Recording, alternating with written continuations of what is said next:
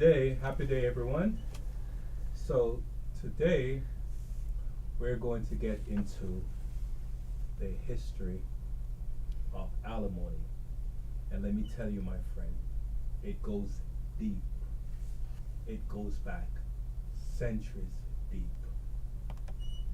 I've been sitting here thinking about all the things you do for me, how you make me feel.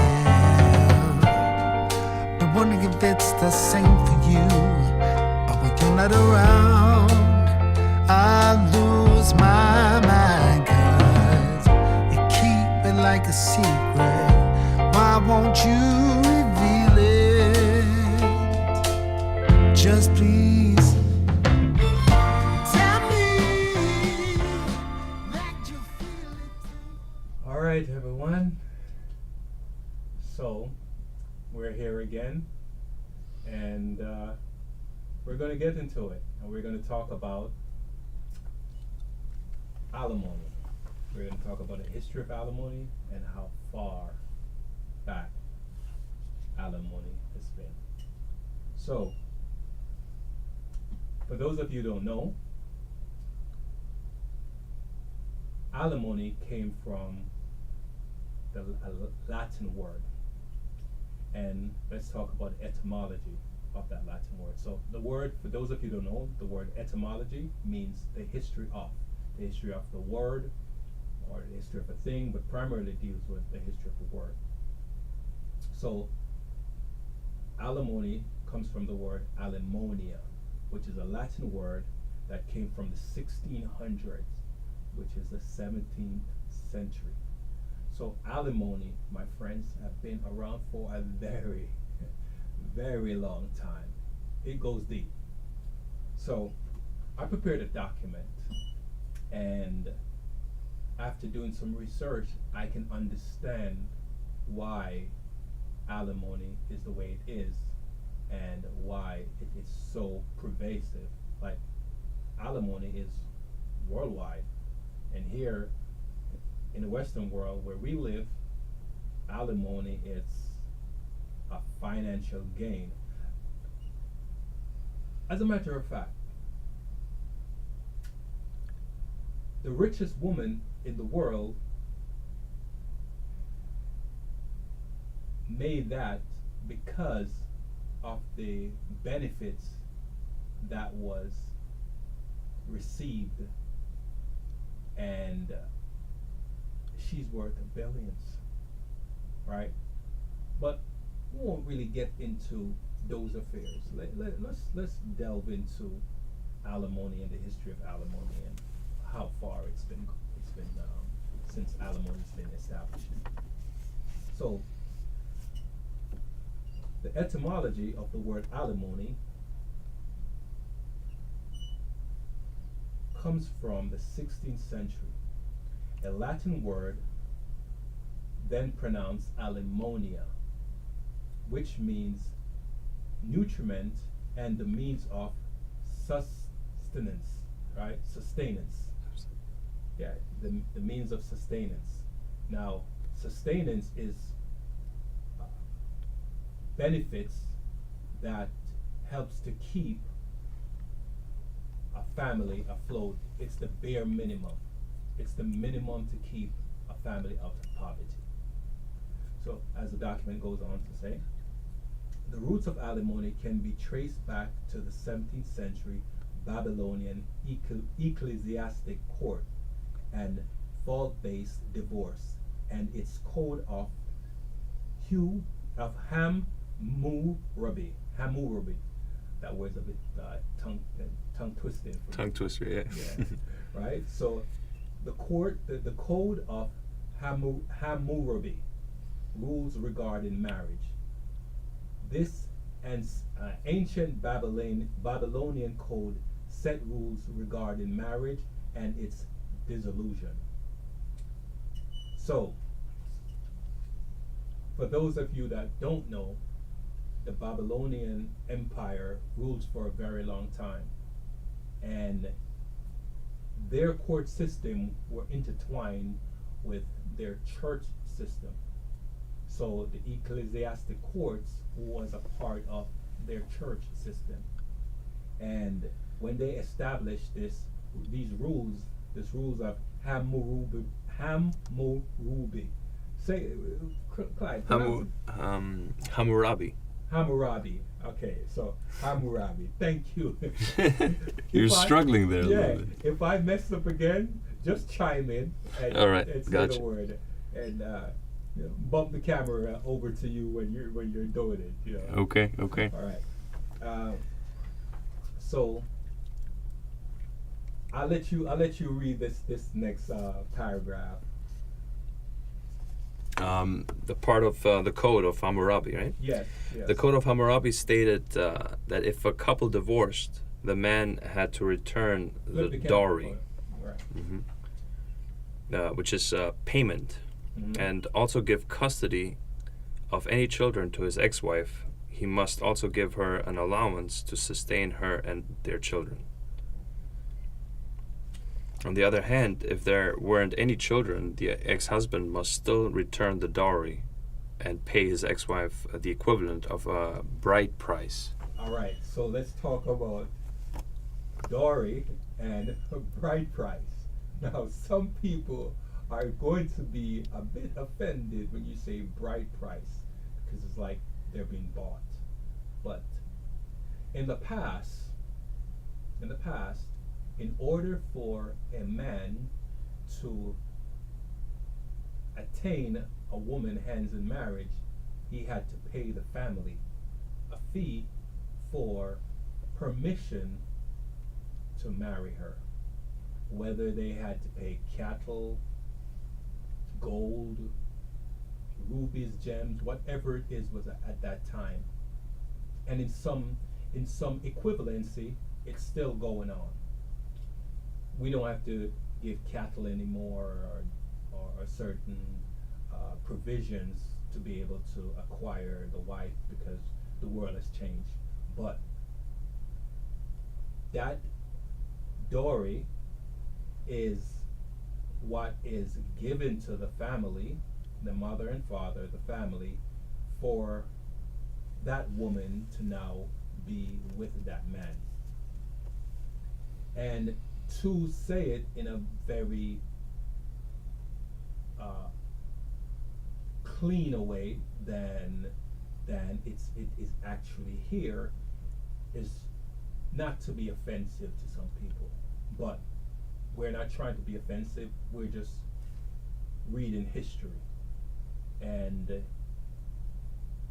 for those of you that may get offended, we apologize in advance, but we just have to convey history to you. So, in a sense, when we talk about bride price, it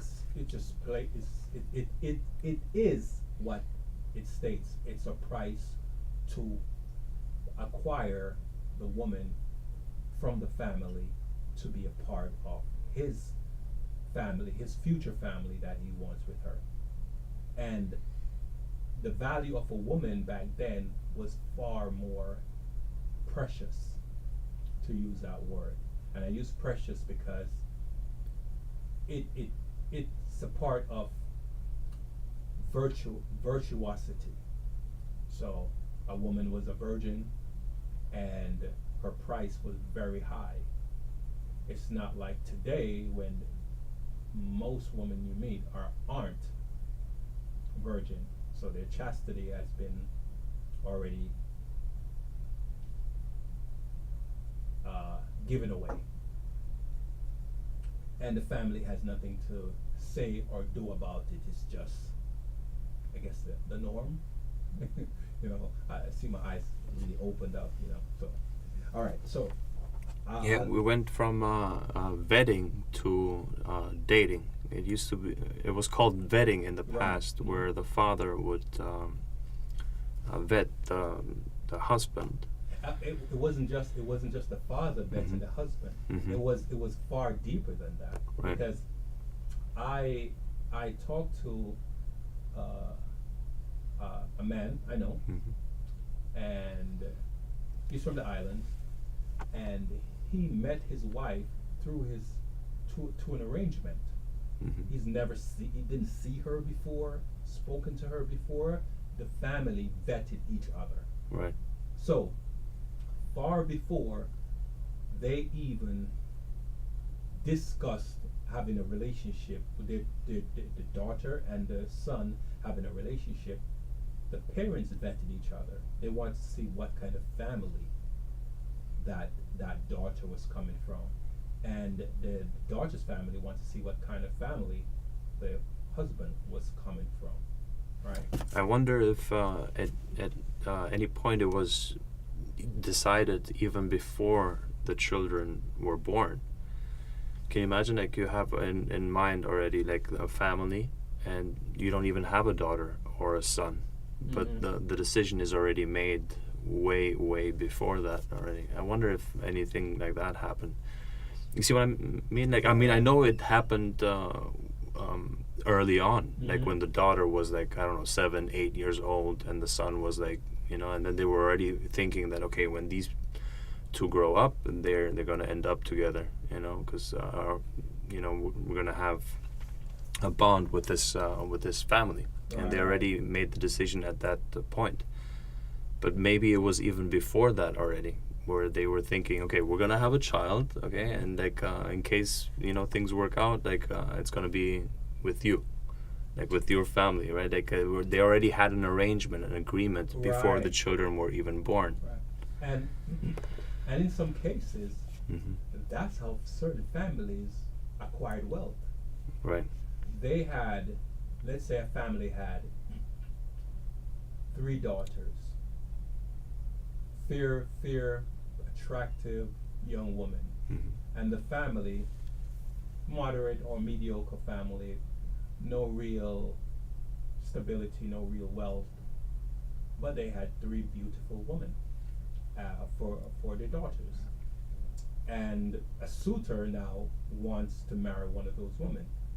Now, the family that probably just lived on a small farm and maybe a couple of animals running around the farm, suddenly, because this is now the situation that the guy likes her, now the family needs to have a conversation, the family needs to vet each other, and that process takes place. Now, when that process is taking place, depends on the culture at that time, where certain the man or the boy and the girl meet each other. They will take a walk, they will talk to see if they actually have chemistry, and while the families are having discussion. But before they decide to meet each other, or the families agreed that they could meet each other, they already made arrangement, like, hey, if they have chemistry and she's willing to marry him and he's willing to marry her, this is the dowry that you have to pay, the bride price. All right, so let's get into the next paragraph. The bride price, or dowry, is historically known as bride wealth. It's an amount of money, property, or wealth paid to the parents of the woman. The bride price, the bride, for permission to marry their daughter. So the bride price, again I mentioned it, the bride for permission to marry their daughter. This price, along with the dowry, would be returned to the ex-wife. So let me talk about that part. So I wanted more understanding of the bride wealth, the bride price, and dowry. And when a couple separates and the bride price or bride wealth had to be repaid. Now, remember, the parents initially receive a bride price to acquire the woman hand in marriage for that suitor. Now, when they separate, and before, I use the word separate because at one point you could not get a divorce, but you could be legally separated, right? So when they separated, the bride wealth, the dowry, the bride price now have to be paid back to the wife. So in turn, what's happening is that even though the family have paid for her hand in marriage for their son, the son now, the husband, the ex now has to pay the wife, ex-wife, that same price, so he's paying twice. So that's what that bride wealth is about. So remember earlier I'd mentioned about some of the wealthiest women in the world earned their wealth because of that, the bride wealth. They had to return the price. So even though in modern time where we are, over time the origins of alimony has morphed into something different, transitioned into what we have today. Now, let's continue. You want to take the next song? Yes, sir. Over time, the practice of alimony and divorce evolved during the era of the Church of England's ecclesiastical courts. Sorry about that, man. Okay, well, when divorce was not possible for couples, however, the couple would legally separate. Yeah, you mentioned that, right? Like it wasn't divorce, but they could still legally separate. Yeah, they could still legally separate. They did have to. They could just walk away and say they're separated. Yeah. And at a time when they separate, because villages and towns and communities were small, once they separated and announced that they've separated, it tends to spread, and they would automatically know that, hey, they have separated and now they've moved on, and they would obviously, this is my opinion, I shouldn't say obviously, you don't know, they tend to announce it. And once they announce it, it becomes a legal separation. And I would assume that they may had to file some kind of paperwork or document, whatever medium they used at the time, to make sure it was a legal separation. Okay. So, as I mentioned before, in the ecclesiastical court, marriage was not allowed, not permitted. It was frowned upon. How was did you get to read up on, like, what would happen under the circumstance of legal separation? Would the woman still be able to remarry? Like, what were the rules on this topic? Because I would assume that if during a period where virginity, and just marriage, like only like first time marriage is like such an important thing, it would be difficult for a woman to remarry. Like, what would happen in that situation? So, in looking into it, when a woman prior to marriage was a virgin, she was placed above all else. Her chastity was of virtuosity, importance. Now, if she and her husband separated, she is still looked upon. Of course, her marketplace value diminished, but she's still highly respected because she was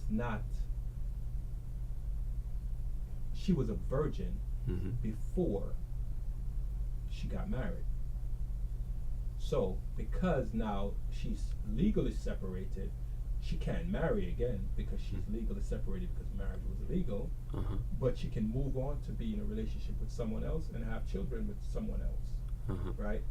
The only way that she could get married was if the husband that she was separated from, still her husband, legally separated, if he passed away, maybe in a war or from natural causes, whatever Or an the accident. case. Yep. Yeah, that's how she could legally get remarried, because of course there would be no one to contest it. The courts can't contest it because that spouse is no longer around. So that's what would actually take place. Okay. All right. You want to continue? You want me to continue reading of this, Yes. or Mhm. okay? When did alimony start in the U.S.? And yeah, some of this, I guess we mentioned it, but let's just read through it again. The history of alimony started in the United States from the same Babylonian code when the British settlers arrived in America. They brought along the same concept of alimony. From the 1800s until the 1960s, when a couple divorced, the courts assumed that the man was unfaithful unless proven otherwise. Pause right there. Okay. So, based on when we first started about the etymology of alimony being alimonia, and to now this paragraph talking about when a couple divorced, the courts would automatically assume the man was at fault. Mhm. Now, as two men here, we've been in relationships, and we know that once we're locked in, when we're in a relationship, we tend to be more committed to the relationship. Now, there are certain people that, certain men that don't have discipline and they step out on their marriage. You know, I had a conversation a while back. You and I even had a conversation, Clyde, Mhm. and someone says, who cheats more? Is it the man or the woman? And I said, I believe that the rate of cheating was always close. Mhm. In the past, man had more ability to go out there and plant his seed somewhere else. You know, there's a song that says, Papa was a rolling stone. Wherever he laid his hat was his home. And when he does, all he left us was alone. That means he moved on from his family and went and started another family. Mhm. And man, some of us are sloppy, so we always get caught. When a woman and a man is together, a certain rhythm is developed, and the other party knows that rhythm. Right? Ever hear the sarcasm rhythm? Mm-mm. Okay, No. so a certain rhythm is developed, and once that rhythm is developed, and the other party is familiar with that rhythm, it breaks when either party decide to go out there and do something else. Now, woman, let's back up for a second. Women are more sensitive to emotions, and because of their sensitivity to emotions, they tend to pick up on certain languages, body languages. So then the man goes out there and he's humping around, doing that, you know, just decide he's going to go on and try his luck somewhere else, and maybe he won't get caught. But a woman knows, and if she started out with him and wasn't out there playing the field, her connectivity to him is bonded through her chemical hormone of bonding, oxytocin. So now he goes out there and he comes home and he's doing a different rhythm. What? He now, wait. She's like, going on? This is different. Why is he doing this? So we're sloppy, and so we get caught. Now, woman, I remember you and I had a conversation a few weeks back, and you said, Garth, why is it that women are like this now? And I said, because when we as men, we're sloppy, so we get caught. But a woman will have a plan and then have a plan for the plan. So when she thinks about doing something, she already made adjustments for the plan that she made, and just in case, to be on the safe side, she made another plan for the second plan. Women are very methodical, so they do things like that. And the rate of infidelity and cheating is pretty close between male and female. I think male cheated about 25, maybe 25.5%, and women cheated, I think 24.5%, So it's somewhere about that. It's very close. It's extremely close. I always assumed that every time somebody mentions, like that, oh, men cheat more, they're showing anti-male bias when they say that.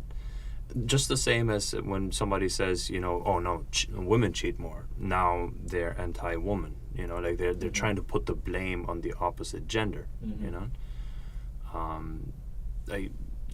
It makes sense that it happens at about 50-50 rate.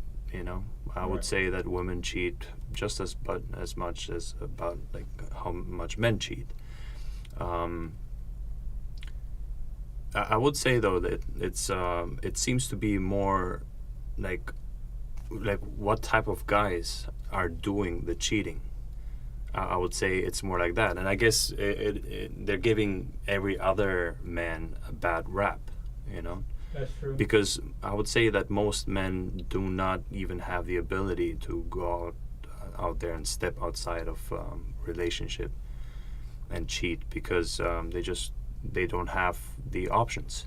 True. So it would make sense that naturally the guys that do cheat are valuable and highly desired by the opposite sex. If I may jump in there, Mm-hmm.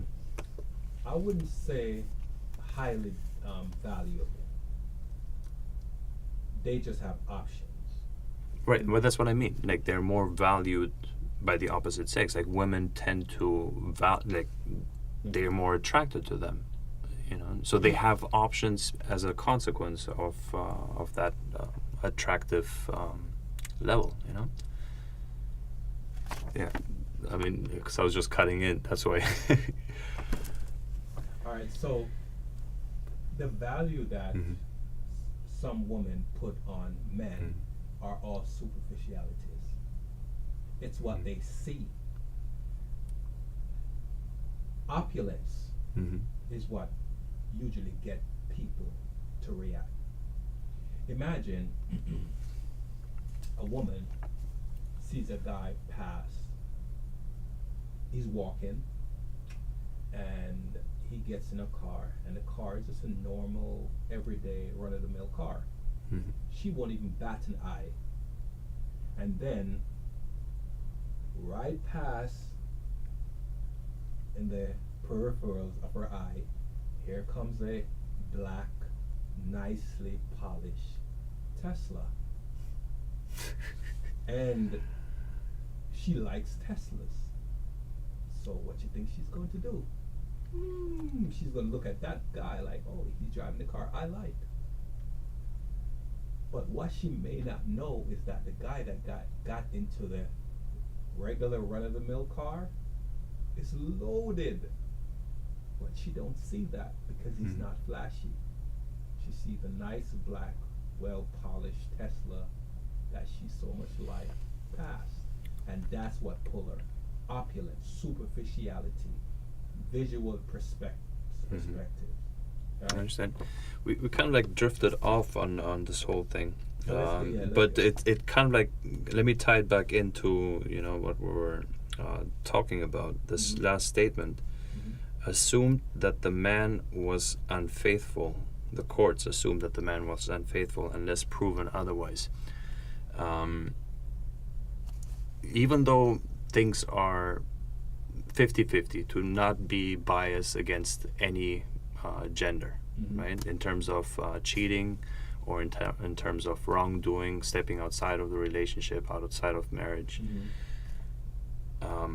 This is quite disturbing, considering that without looking at any situation in particular, you automatically assume that it's the guy who's at fault. Because we're guilty until proven innocent.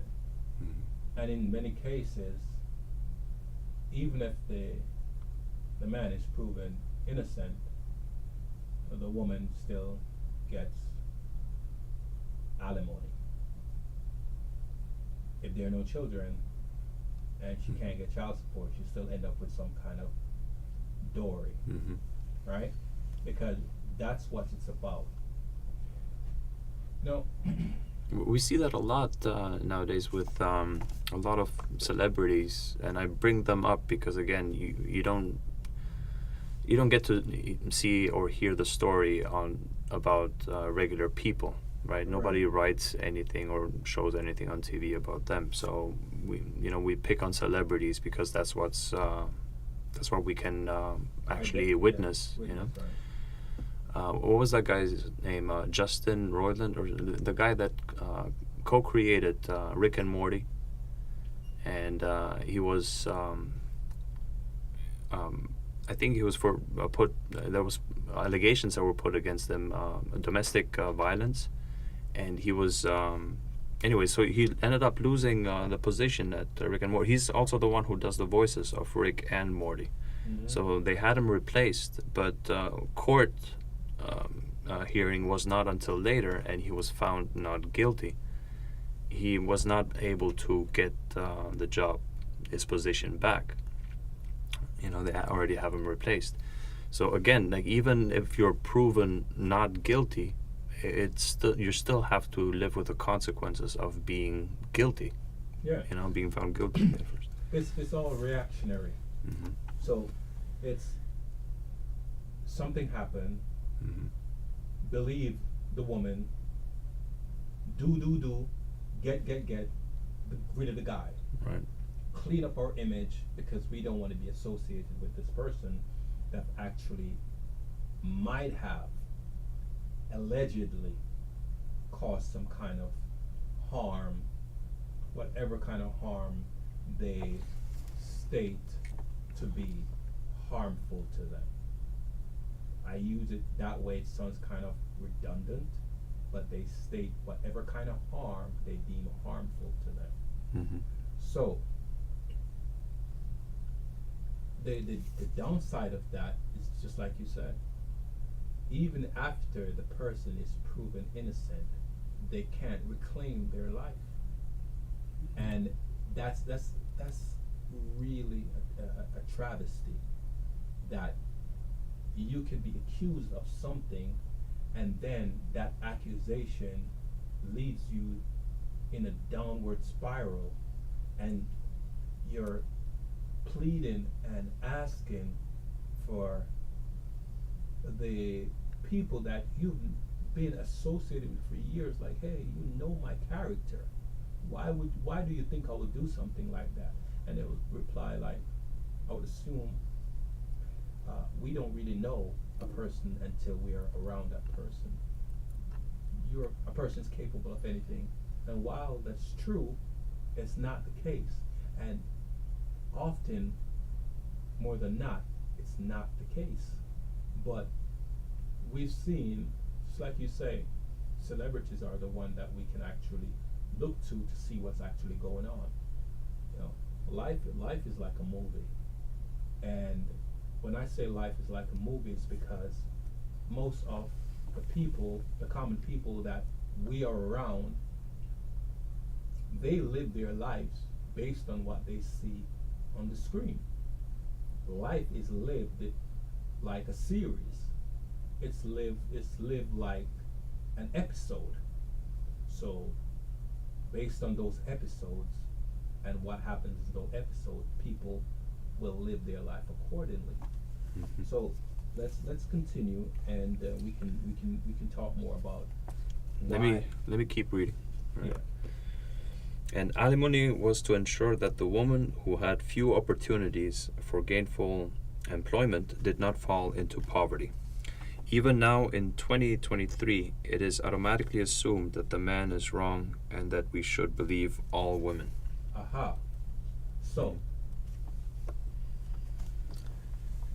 going from history, the man is automatically assumed at fault.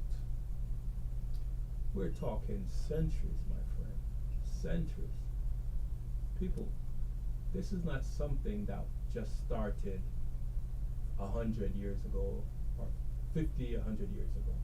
This is something that's been going on for centuries. The man is automatically assumed at fault. And because of that, and because those laws, the laws of how you pronounce that word? Which word? Hammurabi. Hammurabi. The laws, the codes of Hammurabi, Mm-hmm. right, instill those concepts, those traditions, as to why we today have this thing about believing all women, Mm-hmm. right? So we've seen what happened with Johnny Depp. Yeah, an Amber Turd. Yeah, we've seen what happened. We've seen what happened. Mm-hmm. You know, using a reference back to celebrity, Mm-hmm. right? We previously had on our last Risqué Conversation show, episode 1, we talked about Neil, the singer-songwriter, Mhm. who was placed as a father and had to be paying child support Mm. until it was proven that he was not the father. And what happened? No consequence to the woman. None. So, when we talk about alimony, alimony is a precursor, alimonia is a precursor to alimony, and it's to what's going on. It's like a precursor to believing all women, Mm-hmm. right? So, let me read this next paragraph. Okay. Alimony was created to do exactly what the original alimonia word means: to afford the ex-wife the ability to support her and at a basic level. Mm-hmm. So, they giving money for subsistence was essentially to make sure that when the husband moved on, the children, the wife, they are fine at the basic level. But as we know today, that's not the case, right? Yeah, now it's according to his ability to pay and no longer. What was it Chris Rock was saying? I gotta have some extra cheese on my Whopper. $4,000 for food for children. It's like, what are they eating? Yeah, exactly. You know, and just to add my corny jokes to that, I add more extra cheese on my Whopper. What's another word for money? Cheddar? Exactly. Right? So he has to add more cheese, so that's more money. More cheddar. Exactly, right? So he has to be dishing out more money for basic needs. Like, how much does it cost for a pants? How much does it cost for a pants? A pair of pants for a boy, or a skirt for a girl? They don't. I think the courts don't actually add up the numbers what it would actually cost. They just look at what the person is earning, and they calculate child support and alimony based off of that. So the more you make, the more you pay. It doesn't matter what the actual expenses are. They do not add up expenses. They look at what the guy is making. That's how it works. Which is like, it's doesn't seem quite right. But hey, in some instance, it's kind of changing Mm-hmm. because recently, well-established celebrity, as we draw in reference to that again, because people are familiar with celebrities, as we all know, so they can draw reference to it. And life, as I said before, is a representation. When they put something on TV, it's a representation of what's going on in life. So life is a representation of what we see on TV, right? All right. So recently, a celebrity by the name of Mary J. Blige got hit with alimony. She's mad because she said her husband cheated on her and she has to pay alimony, and that's theft. Now, some people are clapping and cheering and fireworks because they're excited that she has to pay alimony to her husband, a man that she said that cheated on her and she shouldn't have to pay alimony. Now, for years, we've been crying. No, I've never been married. I don't pay alimony. But for years, men have been bogged down with this alimony because they know, hey, if I separate from my wife, I divorce her, she has to get alimony. And now this happened to her, and women are up in arms saying that it shouldn't be because he's not a real man because he's taking alimony from a woman. But it's alimony. It's not about a man and a woman. Yeah, those are the rules of the game. Those are the rules of the game, right? She makes more. He doesn't. The law says somebody has to get alimony, and the court awarded him alimony. All right. So, can I throw this one in?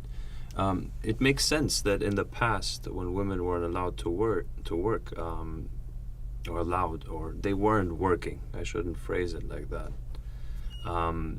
It makes sense that when the man and the woman separated, that you still continue to provide. Like, men may not have liked it, that still continued to happen. But in the back of the mind, like I can see like how I would be thinking, okay, well, obviously I don't want this person to die, so you continue to help out, to support. But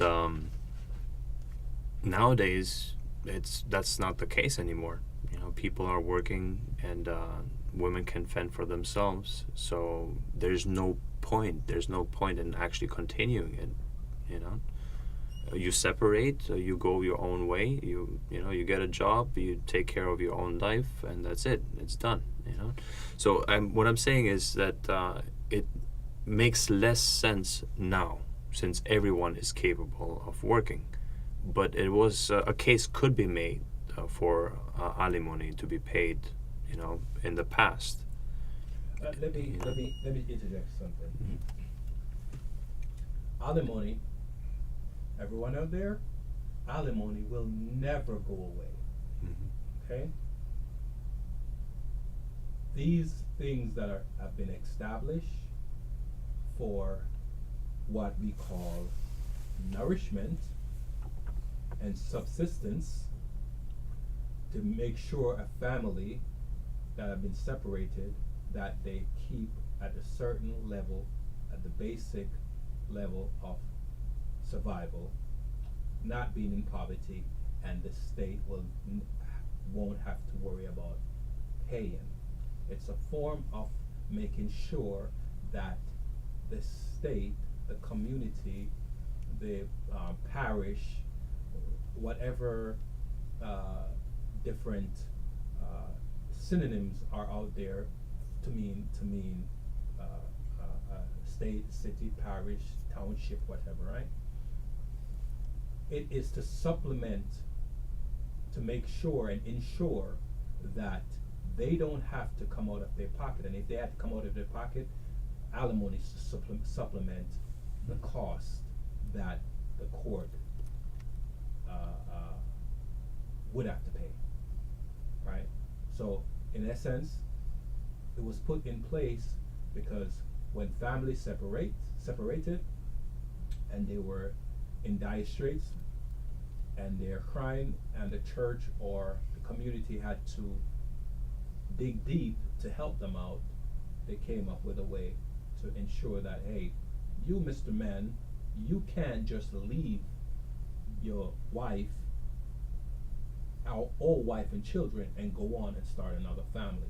You need to commit a certain amount of assistance to them to make sure that their life sustained, right? So that's why.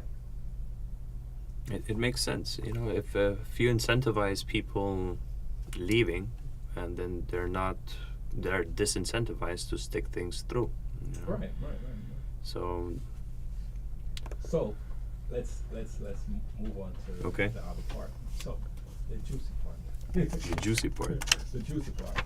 Okay, so we talked about alimony, and we gave some historical facts on alimony and why it was established, and we threw some other elements in there because of what's going on out there in the world, and things of the sort's been going on for a very long time. You know, infidelity and family separation, and how it ties into certain other parts like child support.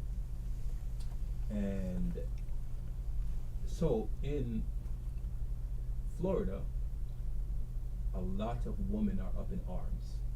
A lot of women are up in arms. And they're up in arms because our current governor signed a bill on alimony. But before we get into that bill, I want to talk about the senator who actually first proposed that bill a few years ago. And that senator is from Saratoga. So let's talk about the senator. Clyde, read this. Yes, sir. First section there. Let's talk about Sarasota, who has been leading the charge for years on alimony reform. What's his name? Joe Gruters. Senator Joe Gruters. Man, that just goes to show how much news I watch on TV. I'm completely out of the loop on this stuff, man. He did admit that when the document first landed on his desk, he rejected it. But while performing his day job as a CPA, he witnesses the carnage of divorce. Gruters made 2 attempts prior getting his alimony reform bill passed. In 2021, after a heated debate over a child-sharing provision in the bill, he unexpectedly withdrew his bill 10 days prior to the end of session. All right, pause right there. So, he, as his day job as a public accountant, a CPA, and being that he had to go over assets, separate assets, and witness the vile things that were said and done to either parties when they were trying to settle their assets, to have a meaningful settlement. And when one party was not willing to be fair, the carnage was very, very bad. And so because the carnage was so bad, and I assume being around for a couple hundred years, I like to say that, you know, I've been around for a while, so I was like a couple 100 years, 100 years. I always tell my daughter that I've been around for 100 years, so I know a lot, right? He actually experienced the atrocities. Maybe I'm using too strong of a word, but the vitriol that took place between the separating couple, and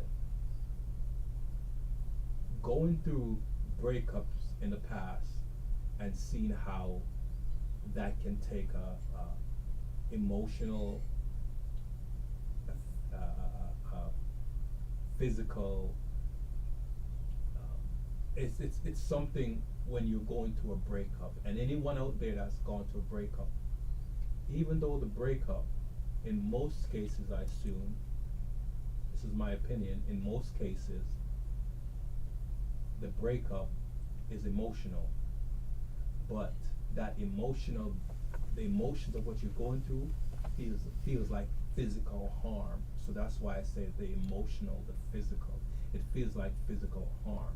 Your chest gets tight, your body curls up, you're in pain, you don't want to eat, you can barely sleep, you're trying to think about what you're thinking about what you did wrong, you're trying to go back retroactively thinking you can fix what was broken.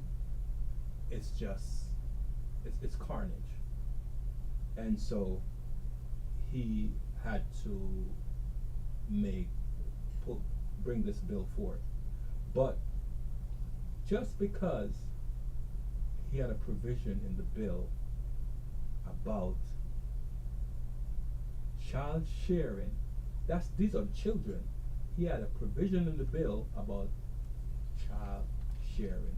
That means if we have one or two children, one child, two children, okay, and we're breaking up, there needs to be some kind of understanding, a provision that states that, hey, we get equal custody, or what are the things, or what are the case and facts and studies that we could draw on, that we could use to say, okay, this breakup, this separation resembles this past case, and so we can look to that as a reference to come to some kind of understanding, and then based on what the couple wants, we can use that as a way to balance their separation and say, okay, the children are important, therefore there needs to be some kind of understanding and provision that's set forth that benefits the children, and being able to spend time with both parents. And for that, they had a problem with. So because of that, Senator Gruters had to pull the bill. Okay? All right. Can we continue reading? Yes, sir. But as they say, the third time is a charm. On April 19th, 2023, when the Florida Senate voted 34-6 to approve the SB 1416. On June 30th, 2023, Governor Ron DeSantis agreed by signing the bill in law, giving divorcing couples more predictability and consistency, allowing the courts to have definitive parameters on the amount of alimony based on the duration of the marriage. The bill became law on July 1st, 2023. All right. So, my friends, people out there, what this means is that there will be no more automatic alimony based on what this separating party that wants the alimony wishes to have. So it's no more that she can say or he can say, oh, we've been married for 5 years and he makes $100,000 and I should be getting 10% of that, which would be 10,000 a month, right? So that means gross, not after taxes. So I make 100,000, and you and I are separating, and you want $10,000 of that $100,000. So let's put it in perspective. Let me give it a more clear, more definitive structure. So 100,000, 10% of 100,000 is 10,000, right? And let's say they went off a percentage of that 100,000. They said, okay, now you're going to get 10,000, and the wife may say, or the ex-wife may say, I want 10,000 a month because he makes 100,000 a year. That's not practical, right? But maybe she wants 100. Maybe she wants 10,000 a month. Now, if he made $1 million, I could see where 10,000 a month could be practical, right? And that's the kind of carnage, things like that. Now, people, if I'm wrong, I have no problem correcting, doing an update, and making a corrective statement. However, I've had a conversation with someone. I told a person that I want to do shows on the different issues that are going on in society. And I mentioned about alimony. And that conversation was kind of brief. It was kind of quick. It was in the gym. And it's as if she got tight about me mentioning about doing a show on alimony. Now, how is it possible that a person makes 100,000 a year and the separating party wants 10,000 a month? The courts may not see it that way, or they may see it that way. But here's how the courts typically look at it. They would say, okay, the man has the potential of making 100,000, and based on how he's moving forward, the trajectory of his job, in another year he might be making 200,000, 300,000. The court, they're going to look at his ability to make the $300,000, and they're going to make the assessment on alimony based on the ability for him to make 300,000, not the fact that he's making 100,000. His ability to make 300,000. And so, not all courts, not all judges will look at it like that. Some will look at the humanistic side of and the fairness of it, and says, okay, this doesn't make sense. Let me give you another reason why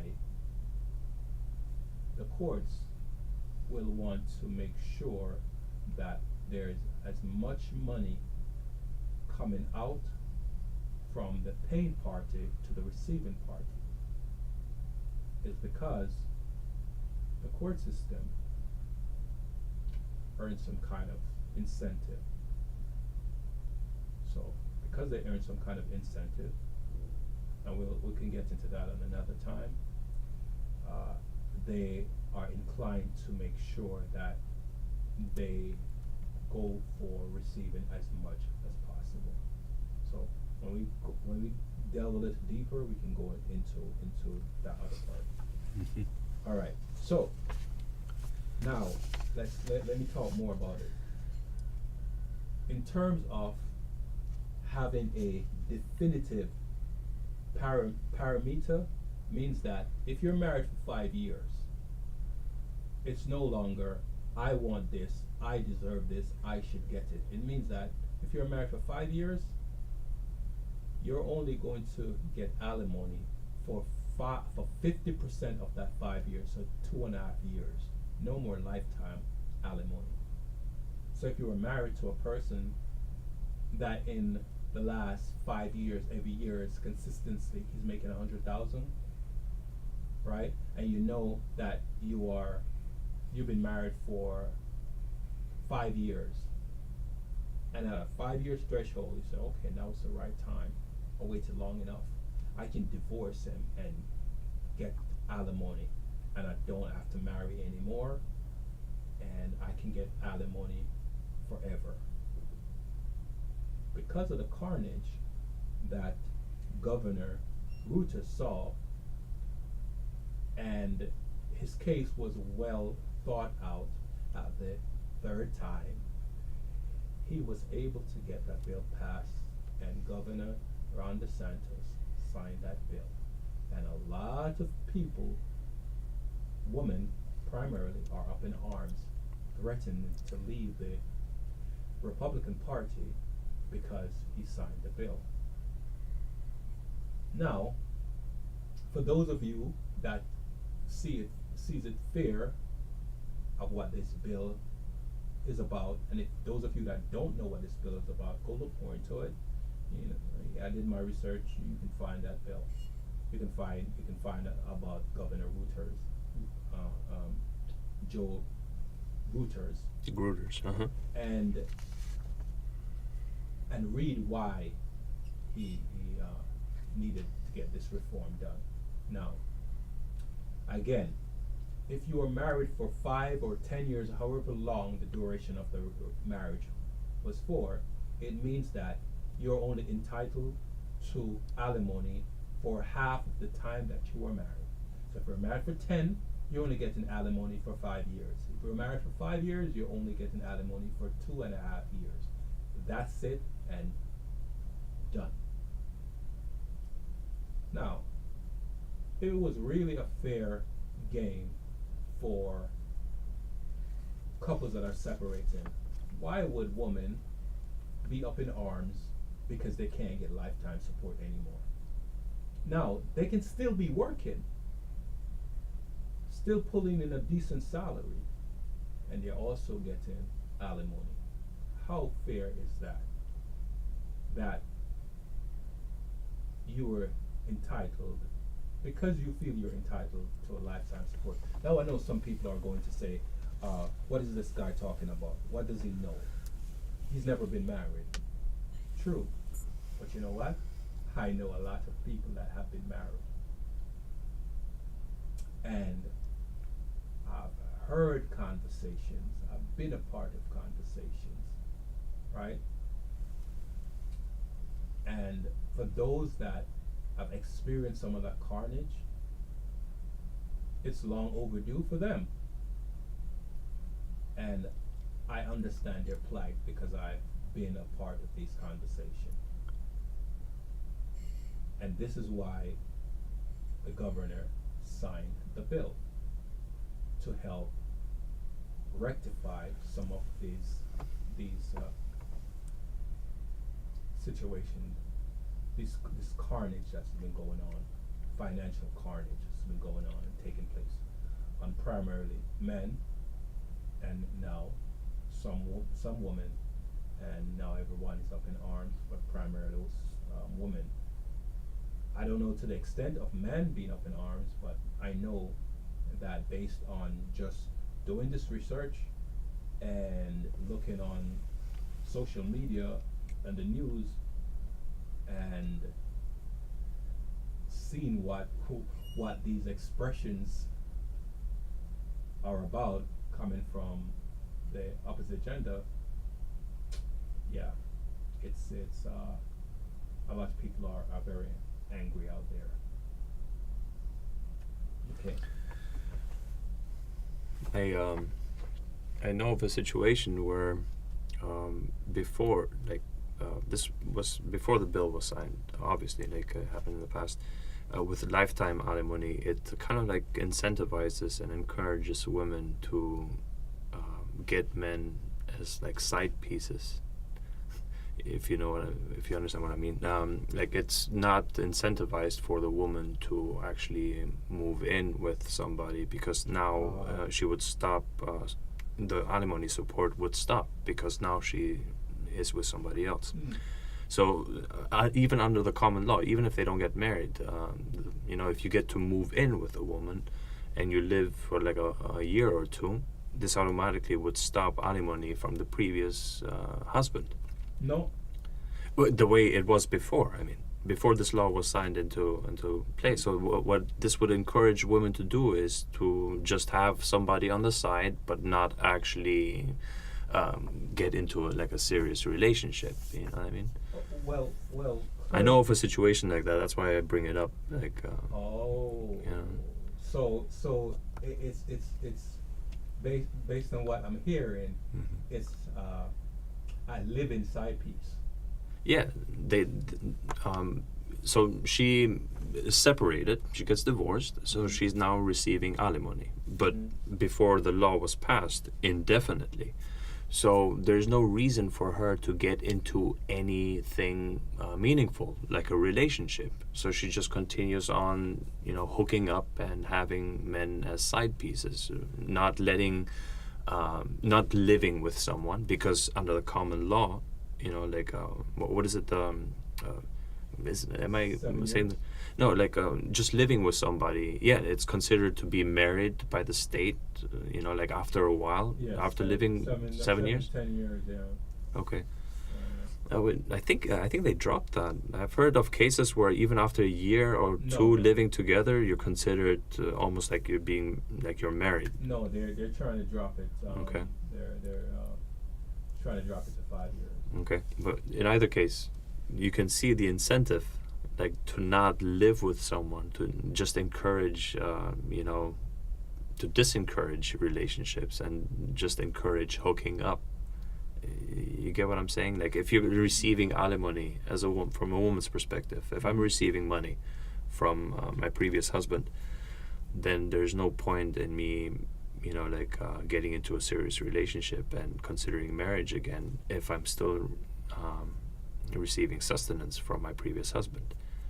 Right. You see what I mean? Right. That's the mindset. Yeah, but it does create because rules and regulations, laws that we have, they provide incentives or disincentives to encourage or disencourage certain behaviors. So if something is in place that allows you to just go crazy in one direction, then why wouldn't you do it? It's just the default path that you may take. It's easier. It's please, go this way. So you just go down that lane. There's no reason to put in any effort. For a relationship to. True. True. Yeah. So, all right, let's continue, because okay. there's a part. Yeah, we're over an hour, by the way. Just So now, everyone, alimony was around before child support, but child support ties into alimony, because if we go back, Clyde, if you skip back to the first page, this is where it says alimony comes from the 1600. It's a Latin word that's pronounced alimonia, which means nourishment and a means of subsistence. The means of subsistence are for the wife or former wife and children.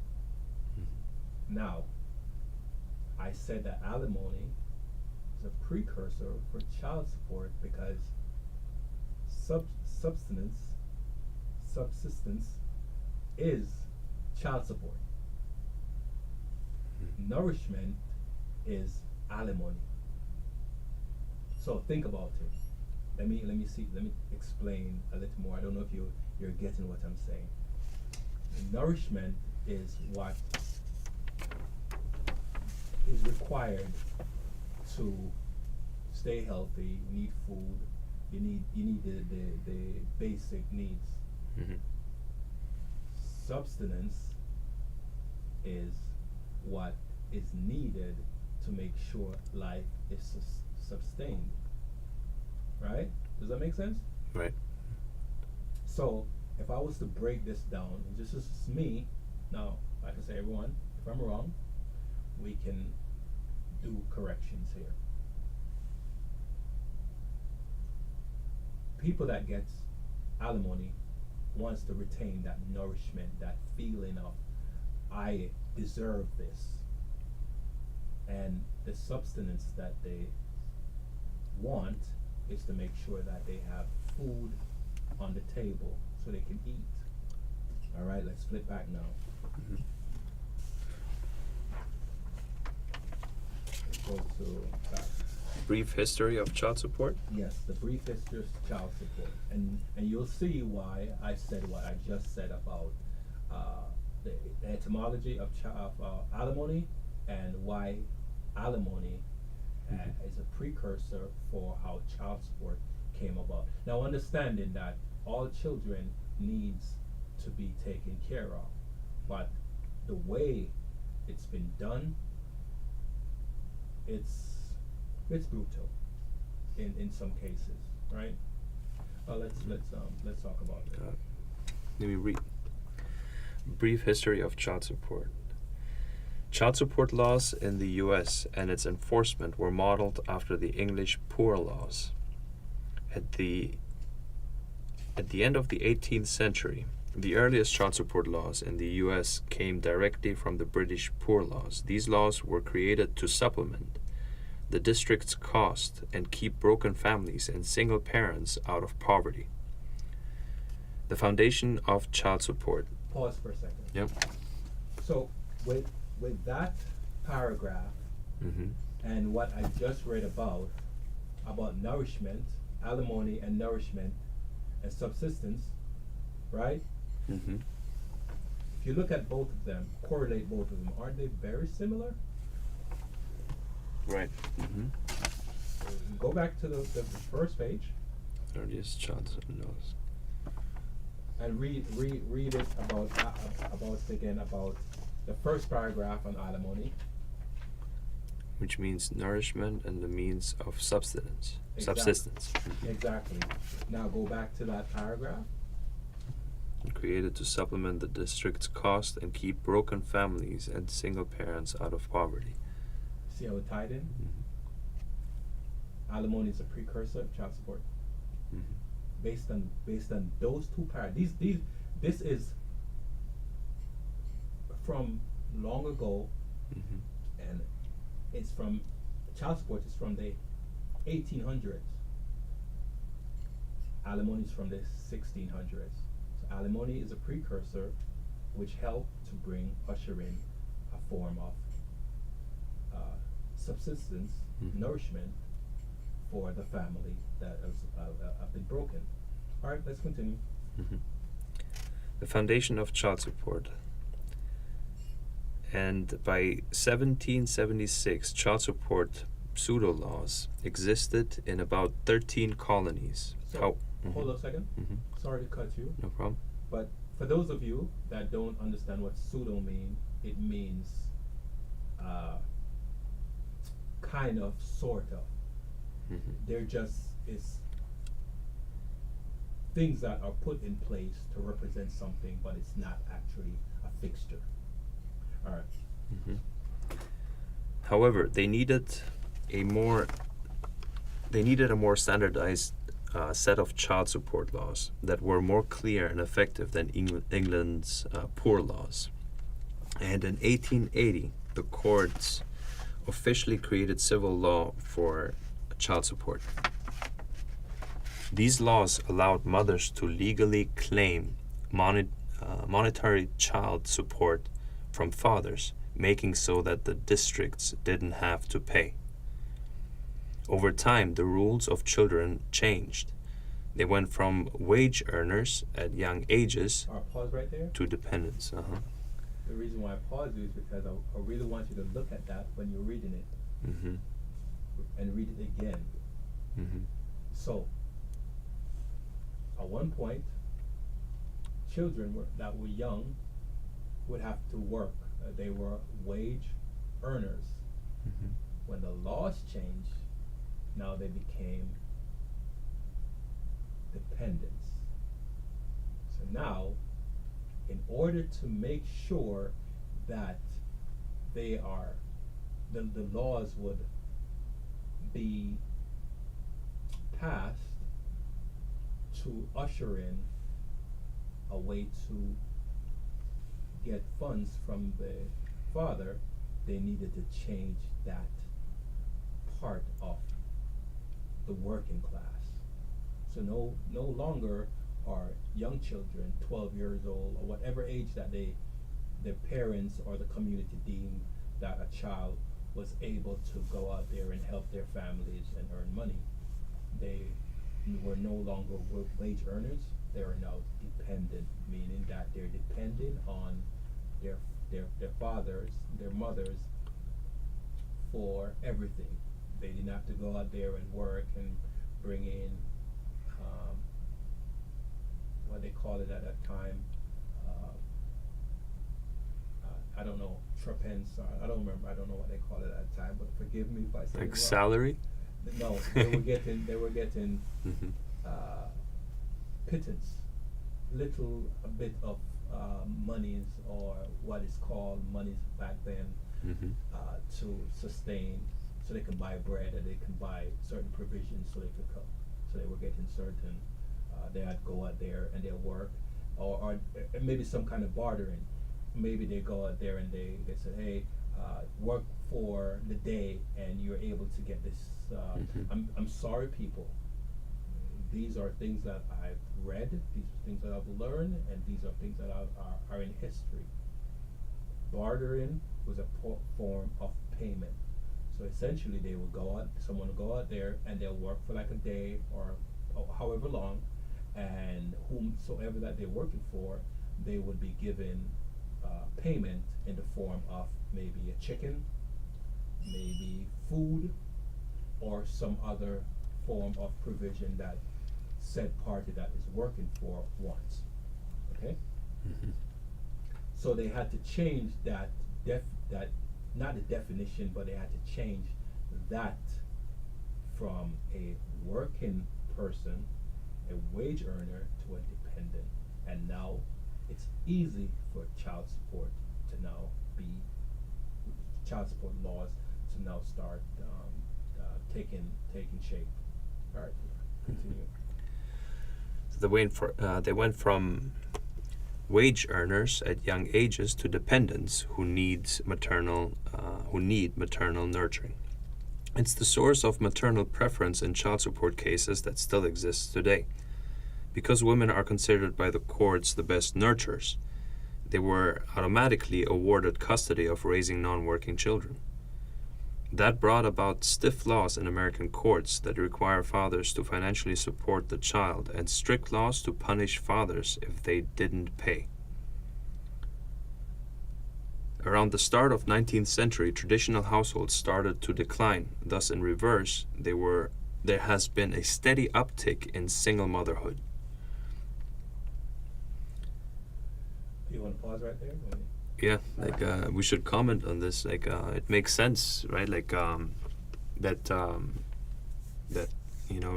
obviously, children are assigned, women are assigned. 80% of custody goes to women, Mm-hmm. something like that. I've seen that statistic somewhere, Mm-hmm. which means through logic, conclusion, that men pay more alimony towards women than the other way around. Wow.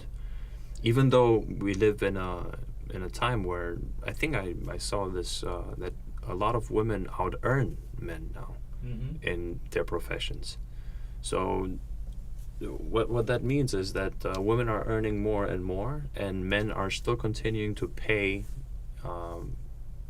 alimony towards women. There's this imbalance that just, yes, it's true that if the woman earns more, that she pays alimony towards her ex-husband, But look at how upset they get. Even when there is a situation like that, they make a big deal, and you know, and because they don't like it when it's, you know, when it doesn't suit them. But there's a real reason Mm-hmm. why the courts